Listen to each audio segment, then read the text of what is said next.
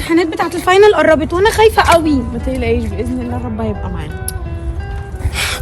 بس بالصليب على مهلك. فيكي حاجه؟ لا لا انا تمام. طب يلا عشان ما نتاخرش. لا يلا انا لسه عايزه اكل دونات. الحمد لله لحقت صلاة الجمعة. اخويا المسلم، اخويا المسيحي يا عم. تعرف ياض اقسم بالله ما بحس بفرق الديانه ده ما بيني وما بينك. اقسم بالله العظيم يا عم انا لو لفيت الدنيا دي كلها مش هلاقي حد غيرك. يا دي انت اخويا. بس هموت واعرف حاجه، مين فاعل الخير اللي بيدفع حق العلاج بتاع امي؟ اديك انت قلت فاعل خير. يلا بينا بقى عشان انا جعان ومش قادر. يلا بينا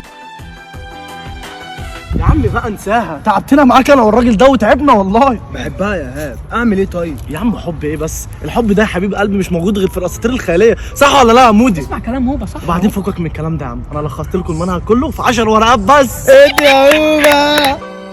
والله العظيم يا جدعان انا مش عارف احنا عدينا الترم ده ازاي. الحمد لله كله بفضل ايهاب. يا عم ايه اللي انت بتقوله ده؟ فضل ربنا.